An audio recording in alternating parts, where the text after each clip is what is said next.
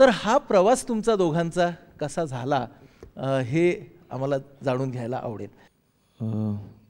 तिसऱ्या वर्षी हार्मोनियम जेव्हा वाजवली, जयोस्तु ते श्री मोहन मंगले मी वाजवलो होतो रेडिओवर. ते जर मी खूप कॉन्शियसली मी निर्णय घेतला वगैरे असं मी जर कधी पुढे पण सांगितलं तर ते खोटं असेल. म्हणजे सूर हा जसा त्याचा निसर्गदत्त गुण, तसा शब्द हा कदाचित तुझा गुण असू शकेल. मी पण चौथीमध्ये पहिली कविता लिहिली होती. आणि जसं सलील म्हणला की ते वय काही असं नसतं की जाणीवपूर्वक आपण आपल्यातली कला शोधतो किंवा याचं पुढे करिअर करूया किंवा असं काहीच डोक्यामध्ये नसतं. मला पहिली कविता सुचली त्या दिवशी माझी परीक्षाच होती. ती कविता परीक्षेच्या दिवशी मी लिहिली म्हणून माझे पालक मला ओरडले नाहीत. हे मला फार महत्त्वाचं वाटतं. बरोबर. किंबहुना माझे एक चुलत आजोबा होते, त्यांनी मला एक वही आणून दिली. ती पहिली कविता त्याच्यामध्ये त्यांनी लिहिली आणि ते म्हणले की तू इकडे तिकडे आता कविता टाकू नकोस, तुला जे काही सुचेल ते ह्याच्यामध्ये लिहित जा. असं म्हणून त्यांनी मला आणखी वरती 2 रुपये बक्षीस पण दिले. वा. तर हे त्यावेळेला मोठं प्रोत्साहन होतं. आणि मग सुरुवातीचा जो उत्साह असतो की मग ते 2 रुपये मिळाल्यानंतर मग दिवाळी आली कविता करा, ख्रिसमस झाला कविता करा. पण ते अगदी सुरुवातीचं आपण म्हणतो तसं. त्याच्यानंतर मात्र जसजसं मी वाचत गेलो त्यावेळेला मला त्यातलं खरी गंमत कळायला सुरुवात झाली की कविता हे कोणासाठी तरी करायचं माध्यम नसतं, हे स्वतःतलंच काहीतरी व्यक्त होण्याचं माध्यम आहे. अशा दृष्टीने मग मी कवितेचा अभ्यास नाही म्हणता येणार, कारण तुम्ही जेव्हा एखाद्या गोष्टीच्या प्रेमात पडता तेव्हा त्याचा अभ्यास राहत नाही. अगदी बरोबर. त्याच्यावरती प्रेमच जडतं. मग मी कविता वाचायला सुरुवात केल्या. मग आपोआप त्याचं व्याकरण किंवा या सगळा जो आपण म्हणतो तो भाग तपासला गेला आणि मग त्यातून हे फुलत गेलं बेसिकली. तू जेव्हा म्हणालास की कवितेचा अभ्यास नाही पण कवितेचा आस्वाद आणि प्रेमात पडून घेतलेला आस्वाद, तर म्हणजे तू लायब्ररीतून कविता संग्रह आणून वाचत होतास का वेगवेगळ्या कवींची पुस्तकं वाचत होतास? पद्धत काय होती त्या आस्वादाची? माझ्या आईशी जर का तुम्ही बोलाल तर ती तुम्हाला सांगेल की मी कधीही आयुष्यामध्ये मला बॅट आणून दे किंवा अशा प्रकारचा हट्ट केला नाही. तर मला काय हवं असं म्हटल्यानंतर कायम पुस्तकं दे असंच माझं म्हणणं असायचं. तर मी मुळात सगळ्या प्रकारचं वाचलं लहानपणापासून. म्हणजे लहानपणीसुद्धा मी मला आठवतं आहे 5वी किंवा 6वीमध्ये असतानासुद्धा मी स्वामी वगैरे त्या प्रकारच्या कादंबऱ्या ज्या होत्या त्या वाचलेल्या होत्या. त्यातलं किती कळलं काय कळलं त्या वयामध्ये हा भाग वेगळा आहे, पण ते मला वाचायला आवडायचं. म्हणजे कॉमिक्सपासून सगळ्या प्रकारचं मी कायम वाचत राहिलो. त्याच्यामध्येच कवितासुद्धा होत्या. सुरुवातीला कविता या फक्त पाठ्यपुस्तकापुरत्या मर्यादित होत्या. बरोबर. त्यावेळेला काव्यसंग्रह आणून काही वाचले गेले नव्हते.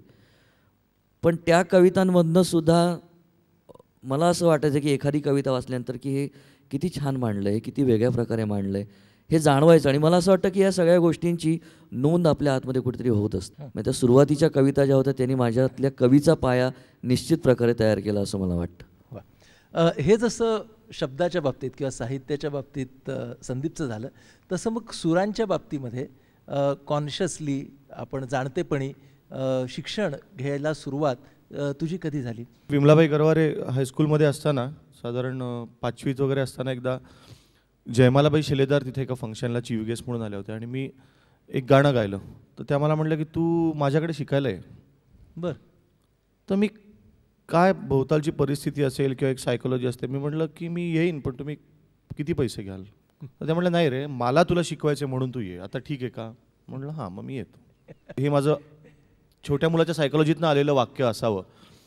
याचं कारण जे जे दिसेल ना ते म्युझिक विषय, कोणाला काय म्हणायचं आहे, कोण काय गातं आहे, कोणी काय नवीन केलं आहे, ही ज्येष्ठ मंडळी काय बोलत आहे ह्याच्याकडे माझं लहानपणापासून फार लक्ष असतं. कोणी म्युझिकविषयी काही बोलायला लागलं की मी त्याच्यातनं काहीतरी एक तरी वाक्य आपल्याला मिळतंच. एकच तो डोंगर असतो संगीताचा, पण आपण त्याच्याकडे फार आपल्या घरातनं बघत असतो. पलीकडनं डोंगर कसा दिसतो, या बाजूनी कसा दिसतो, या बाजूनी कसा दिसतो, हे या लोकांनी बघितलेलं असतं. तर त्यांची नजर तरी घ्यावी, नाही तर मग तेवढा वेळ तरी त्याला द्यायला पाहिजे की डोंगर सगळीकडनं बघता येईल. संगीत देणं, चाल देणं, संगीत निर्मिती करणं, ह्याच्यातला तुझा पहिला अनुभव कुठला होता रे? तर मेडिकल कॉलेजमध्ये थीम सॉन्ग बॅचेसचं चाललं होतं तेव्हा जो जिताबाई सिकंदर खूप जोरात होता. त्यामुळे मी म्हटलं आपण आपलंच गाणं करूया. बरं. म्हणून मीच तेव्हा ते लिहिलं पण होतं. पण त्याच्यानंतर जेव्हा मी डोळसपणे आता गाणं आपण संगीतकार म्हणून गाणी करायचे हे लक्षात आलं, तेव्हा मी त्याच कवितेला उत्तम समजलो नाही. तेव्हा मी संदीपकडनं त्या 2 ओळीच्या पुढे कडवी लिहून घेतली. ते आम्ही पहिलं केलेलं गाणं होतं आणि आम्ही चर्चा एवढीच केली होती की याच्या स्पेस जर्नी पण वाटली पाहिजे. आणि एक पॉझिटिव्ह ॲटिट्यूड पण पाहिजे. आणि फार सुंदर म्हणजे व्हिज्युअल इतकं छान मुखडा तोच ठेवलाय. चल उंच उंच जाऊ चंद्रास हात लावू आहेत पावलांशी पथदीप तारकांचे नक्षत्र मग्न वाटा आणि धुके तमाचे ओठात चांदण्याचे ते जाळ गीत ठेवू चल उंच उंच जाऊ चंद्रास हात लावू. पुढच्या जरा टप्प्याकडे येतो. शिक्षणाच्या दृष्टिकोनातून सलील, तू डॉक्टर आणि तू इंजिनिअरिंगमधला डिप्लोमा. तुमच्या प्रवासामध्ये हे समांतरपणे कसं चालू राहिलं, म्हणजे शिक्षण वैद्यकीय इंजिनिअरिंगचं? कुठल्या टप्प्यावरती तुम्हाला असं वाटलं की आता आपल्याला डॉक्टरी किंवा इंजिनिअरिंग हे विषय बाजूला ठेवून आपल्या कलाक्षेत्रातल्याच गुणांना वाव द्यायचा आहे? हा प्रवास कसा झाला त्याबद्दल जरा सांग. एकीकडे असताना दुसरीकडे वळणं असं काही नसतं. ते दोन्ही सगळ्या गोष्टी एकत्र चालू असतात. खरं तर मी जॉब पण करायचो डॉक्टर म्हणून. बरं. एक वर्षभर ICU मध्ये मी काम करत होतो. पण एक क्षण असा असतो की तुम्हाला लक्षात येतं की आपल्या डोक्यात इतकं साठतंय आणि ते तुम्हाला मांडायला वेळच मिळत नाही. अशी एक वेळ येते. आणि खरं तर असं तुम्ही बसून निर्णय नाही घेऊ शकत की कागदावर ॲडव्हान्टेजेस डिसॲडव्हान्टेजेस असं जर मांडलं तर कायम डिसॲडव्हान्टेजेसच जास्त येतील. असं कधीच होणार नाही की डॉक्टरी सोडा असं उत्तर तुमच्या कोष्टकात कधीच येणार नाही शेवटी. बरोबर. पण हा विचार करून घ्यायचा निर्णयच नसतो असं मला वाटतं. ते पुराचं पाणी कसं ती काठावरची झाडं घेऊन जातं, तसं म्युझिक मला घेऊन गेलं वाहत वाहत. आणि मग मला कळलं की तो तीर आता मागे पडला. एवढंच. क्या बात. संदीप, तुझं उत्तर? माझ्यापुरता ठाम होतो की मला जर काही करायचं असेल तर ते कलाक्षेत्रामध्येच करायचं आहे. बरं. आणि लताबाईंच्या मुलाखतीमध्ये खूप सुंदर वाक्य मी ऐकलं होतं. तो कॉन्फिडन्स त्यांचं बघितल्यानंतर हॅट्स ऑफ असं झालं. त्यांना असं विचारलं होतं की तुम्ही जर का लता मंगेशकर झाल्या नसतात तर तुम्ही कोण झाला असतात असं तुम्हाला वाटतं? तर बाई असं म्हणल्या होत्या की मी कुठल्याही क्षेत्रात गेले असते तरी लता मंगेशकरच झाले असते. आणि अगदी खरं सांगायचं तर डोक्याने मी चांगला होतो, त्यामुळे इंजिनिअरिंग मी सगळं डोक्यातून केलं, कविता मी सगळ्या हृदयातून केल्या. ॲडमिशन घेताना मी आईला सांगितलं होतं की मी जातो तुझ्यासाठी इंजिनिअरिंग करतो आणि तुला पाहिजे ती आणून देतो सर्टिफिकेट, पण दुसऱ्या दिवशीपासून मी त्या क्षेत्रात काही करणार नाही हे माझं नक्की आहे म्हटलं. ते सर्टिफिकेट तुझ्यासाठी असेल. आणि त्याच्याबरोबर जो एक साहजिकच भाग येतो तोही माझ्याकडे होता की ज्यावेळेला तुम्ही अशा प्रकारची सुरक्षितता नाकारता त्यावेळेला त्याच्याबरोबर येणारे जे सगळे तोटे आहेत ते सुद्धा तुम्हाला सोसायला लागतील. आणि जबाबदारी पण असते. जबाबदारी पण ती घ्यायला लागेल की कदाचित तुम्हाला पाहिजे तसं तुम्हाला मोठा फ्लॅट घेता येणार नाही, तुम्हाला आयुष्यात कार घेता येणार नाही, तुम्हाला जसं म्हणतात की थोडंसं एक निम्नस्तरीय थोडंसं आयुष्य काढायला लागेल. तर हे करायची तयारी आहे का हे मी स्वतःला विचारलं होतं. तर तेव्हा माझं उत्तर असं आलं की हो, मला या सगळ्या गोष्टी मिळाल्या नाही तरी चालतील, पण मला माझ्या क्षेत्रामध्ये, मला माझ्या शब्दांच्या क्षेत्रामध्ये जर थोडंसं जरी काही करता आलं तरी त्यासाठी एक सोसायची माझी तयारी आहे. या टप्प्यावरती तुम्हाला दोघांना मला असं विचारायचं आहे, तुम्ही आमच्याबरोबर शेअर करा तुमची एखादी निर्मितीची आठवण. अगदी म्हणजे आत्ता एवढ्या वेळातली घटना आहे म्हणून सांगतो की अगोबाई डगोबाईचा दुसरा भाग ज्यावेळेला प्रकाशित झाला त्याच्यामधली जी 8 गाणी आहेत तर 8वं गाणं आमचं बऱ्यापैकी चर्चा पण झाली होती की हे गाणं आपण करूया वगैरे, पण असं काय म्हणतात ना की वाह करूया असं होत नव्हतं. मला आठवतं आहे की शेवटचं जे गाणं आहे हे मी माझ्या घरी जोर बैठका मारत होतो, व्यायाम चालला होता माझा संध्याकाळचा, त्यावेळेला काही कारण नसताना मला त्यातल्या 2 ओळी सुचल्या. बरं. याच्यावरती कधी विचार झाला नव्हता, आम्ही दोघांनी प्रकटपणे याच्यावरती कधी विचार डिस्कस केला नव्हता. तर मी काही नाही, मी फक्त त्या उठल्या आणि त्या 2 ओळी लिहून काढल्या, माझा व्यायाम चालू ठेवला आणि व्यायाम चालू असताना त्या सगळ्या कालावधीमध्ये मला जवळजवळ ती कविता पूर्ण सुचत गेली. लोकांना काय वाटतं की हे चाल करायला म्हणजे लोळवण्याचा एक बंगला घेऊन मग तिथे सकाळी आवरून बिवरून शांततेत बसून उदबत्ती बिदबत्ती लावून चाल करायला बसलं, असं काही चालीचं नसतंच. ती तुमच्यावर कुठे शिंकेसारखी असते. असं करूया ना, तू म्हणजे शब्दही पहिले थोडे सांग. आणि आम्ही दोघांनीच गायले सादर करतो. मी आहे श्याम मित्र माझा राम, मी जातो शाळेमध्ये राम्या करी काम. मी आहे श्याम मित्र माझा राम. मी आहे श्याम मित्र माझा राम.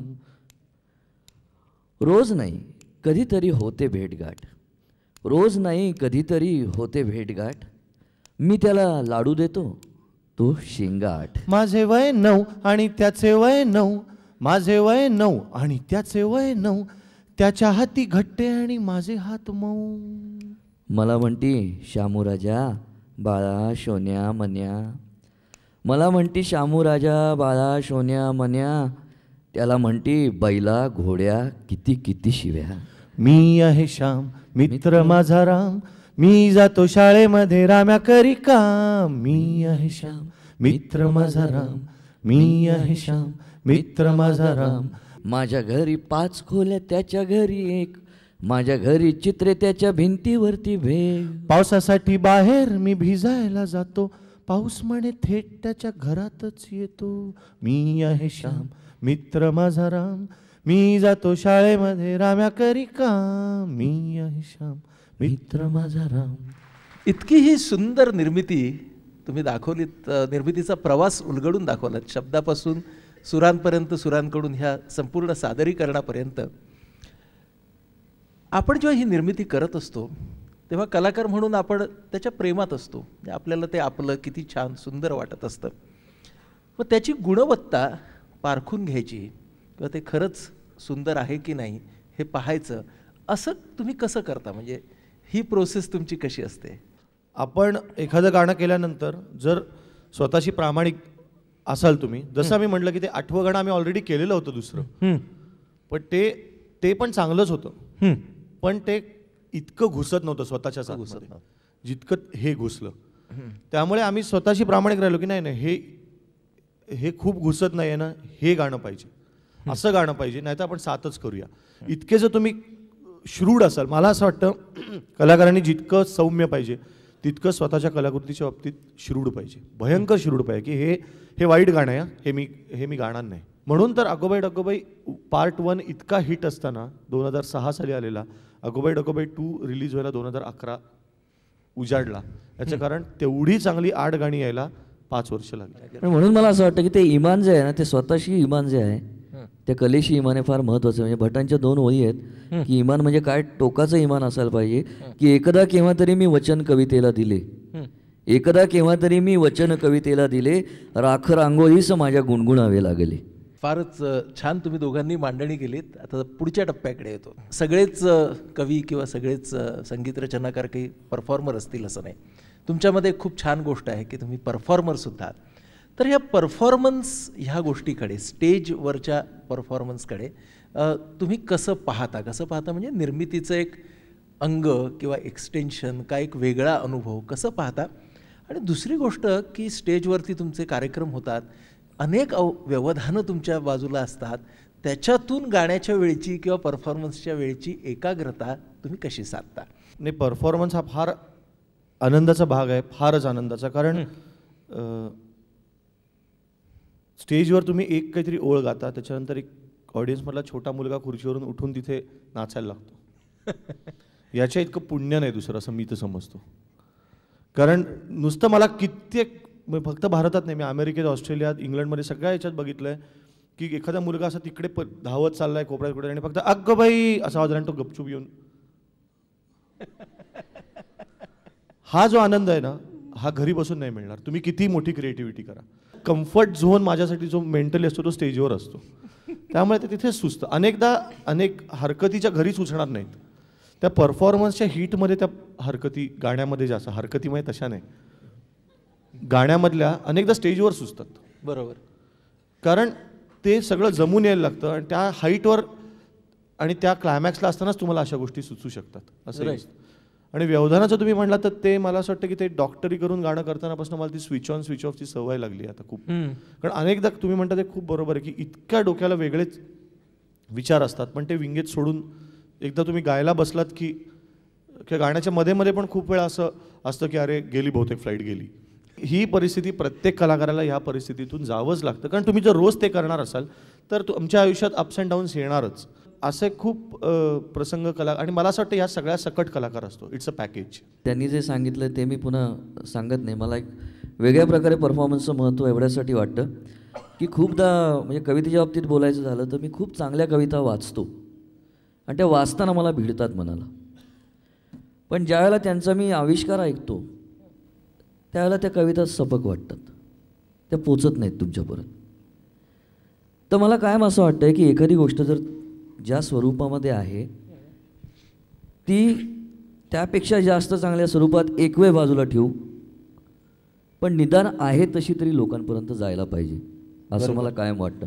माझ्या परफॉर्मन्सचं सूत्र जे होतं सुरुवातीपासून म्हणजे नाटक किंवा ह्याच्यामधलं सोडून द्या, त्याचं थोडेसे वेगळे हिशोब असतात, पण कवितेच्या बाबतीत बोलायचं झालं तर ती चांगल्या प्रकारे लोकांपर्यंत पोचावी याच्यासाठी परफॉर्मर म्हणून जे जे काही पथ्य पाळायला पाहिजे असं मला वाटतं ती आम्ही दोघंही पाळत असतो. असं पुढचा एक प्रश्न असा विचारावा असं वाटतो की आयुष्यावर बोलू काही, तुमचा जो इतका लोकप्रिय कार्यक्रम आहे, 750च्या वर त्याचे प्रयोग झालेत, या प्रयोगांमधला तोचतोचपणा टाळण्यासाठी तुम्ही काय करता?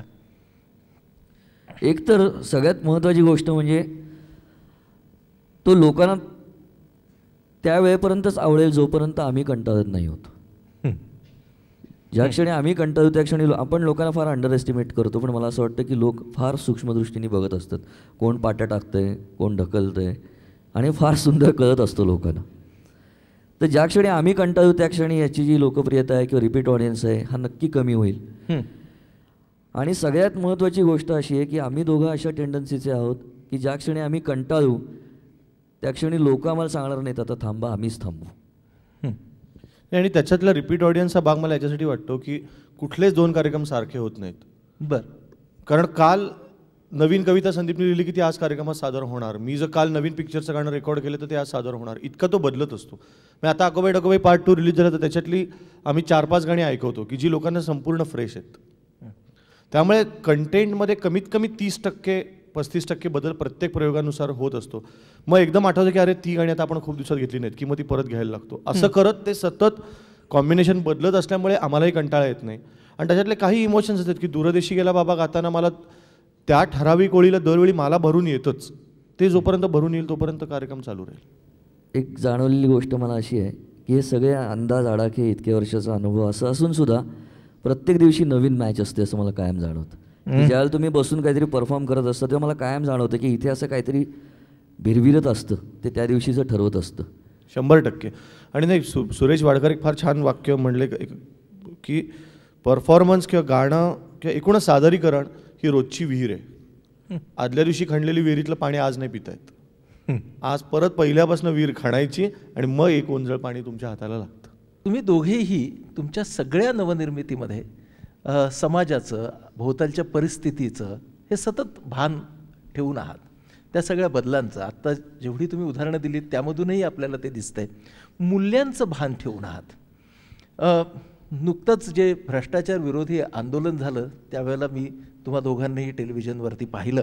एक कलाकार म्हणून तुम्ही तिथे आलात आणि कलेच्या द्वारे तुम्ही तुमच्या मूल्यांच्या बाबतीतलं म्हणणं हे तिथे मांडलं आणि मला तो तुमच्या एकंदर सर्जनशीलतेचा खूप वेगळा आणि चांगला आविष्कार वाटला की कलाकार हा बेट नाही आहे, कलाकार शेवटी समाजाचा एक भाग आहे. तर हेच एक कलाकाराच्या सामाजिक जाणीवेबद्दल, त्याबद्दल काही आम्हाला सांगाल? मला कायम असं वाटतं की हा काही एक वेगळा जडवून घेतलेला पैलू असतो असं मला वाटत नाही. कारण कुठली कला ही जगण्यातूनच निर्माण होत असते. आणि कविता करताना मी कवी असतो पण अदरवाईज मी माणूसच असतो. शेवटी मला जे माणसाची सुखदुःख आहेत तीच मी भोगत असतो. ते भोगत असताना कुठेतरी डोक्यामध्ये एक ब्लँक स्पूल कायम फिरत असतं ज्याच्यावरती कधीतरी कवितेची नोंद होते, कविता रेकॉर्ड होते. अदरवाईज मी जगताना 4 चौघांसारखाच जर जगत असेन तर माझी सुखदुःखसुद्धा या समाजाशीच निगडीत आहेत. बरोबर. किंबहुना त्याच्यापासून जर का दूर होऊन मी कुठल्या तरी किल्ल्यामध्ये जाऊन बसलो तर ते माझ्या कलेलासुद्धा वाईट आहे असं मला कायम वाटतं. कारण या कलेला मी जसं मगाशी म्हणलं की ही जी विहीर आहे याच्यामध्ये पाझरणारे झरे कुठले आहेत तर हे जगण्याचेच झरे आहेत. हे आपल्या आजूबाजूकडच्या लोकांमधून, आजूबाजूच्या घटनांमधूनच तुम्ही स्वतःला शोधत असता आणि स्वतःला शोधता शोधता तुम्ही आपोआप तुमच्या समाजाचं चित्रण करत असता असं मला कायम जाणवतं. तर हा जो आहे ना की आपण किंवा सिग्नलला मी उभा आहे आणि समोर लाल सिग्नल आहे, समोर लाल दिवा लागलेला आहे, आणि तरीसुद्धा मागचा मनुष्य जो असतो तो मोठ्या मोठ्याने हॉर्न वाजवतो की अरे मूर्खा असा काय उभा आहेस. म्हणजे जणू काही माझाच दोष आहे की मी लाल सिग्नल पाळतो, हा काय माझाच दोष आहे. इतकं ते आपल्या सरावाचं झालं आहे सगळ्यांच्या, की दिलेले शब्द न पाळणं, आपलं काम नीट न करणं, त्याच्यामध्ये इंटरेस्ट न घेणं, पाट्या टाकणं, हे इतकं आजूबाजूला आपण बोकाळलेलं बघतो आहोत. त्याच्यावरची कविता आहे बेसिकली. याचं शीर्षक आहे कॉन्शन्स, ज्याला आपण सत्सद विवेक बुद्धी म्हणतो. आणि यातलं मी हे जे कॅरेक्टर आहे हे मी म्हणजे सत्सद विवेक बुद्धी आहे. त्यांनी प्रत्येकाने जरा थोडासा याचा विचार केला थोडा वेळ तरी मला या कवितेचं सार्थक झाल्यासारखं वाटेल. की तुम्ही म्हणला होतात की दिवा लावून द्यायची जबाबदारी आमची. दिवा लावणं हे केवळ प्रतीक आहे, अमुक एक काम या दृष्टीने, कुठलंही काम असू शकतं ते. तुम्ही म्हणला होतात की दिवा लावून द्यायची जबाबदारी आमची, पण दिवा काही पेटला नाही. आणि माझे ना थोडेसे लहान मुलासारखे आहे. तुम्ही म्हणला दिवा लावून देऊ, तर आता दिवा लागला तर मी हसेन, दिवा नाही लागला तर मी रुसेन, संतापेन, खट्टू होईन किंवा काही. मग तुम्ही घेऊन याल माझ्याकडे तुमची खरं तर दिवा लावायचाच होता पण नाही जमले ची अनेक कारणं, अनेक अडचणी. दिव्याचे फिलामेंट गेले होते किंवा फ्यूज उडाला होता, इथपासून विजेच्या खांबावर झाड कोसळले किंवा पॉवर स्टेशनच बंद पडले, किंवा मग त्याची उपकारणे की कोळसा संपला किंवा धरण भरलेच नाही व पाऊस पुरेसा झालाच नाही. पाताळापासून आकाशापर्यंत पसरतील तुमची कारणे, तुमच्या अडचणी, पण माझे ना थोडेसे लहान मुलासारखे आहे. तुम्ही म्हणलात दिवा लावून देईन, हो की नाही, तर आता दिवा लागला तर मी हसेन, नाही लागला तर रुसेन, संतापेन, खट्टू होईन किंवा काही. मग काय होईल की तुम्ही माझ्या संवेदनशीलतेवर बोट ठेवाल, म्हणाल की इतकं तर समजून घ्यायलाच हवं ना, आणि तुमच्यातच डोळे मारून म्हणाल इतकं काय त्यात, डिफिकल्टच आहे जरा याच्याबरोबर राहणं. त्याचवेळी तुम्ही सावरत असाल तुमचे पांढरे शुभ्र पोशाख, दिवा लावायच्या अजिबात नसलेल्या कळकळीतून, चिखलात न उतरता पावसात न भिजता जपलेल्या पांढऱ्या शुभ्र अभिमानातून, आणि झोपलेल्या माणसाच्या ओठातून लाळ गळावी इतक्या सहजपणे म्हणाल आम्हाला काय दिवा लावायचाच नव्हता की काय, आमची इच्छा होतीच ना, पण आणि वगैरे वगैरे.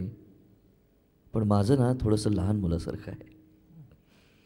तुम्ही म्हणलात तसं दिवा लागला तर मी हसेन, नाही लागला तर मी रुसेन, संतापेन, खट्टू होईन किंवा काही.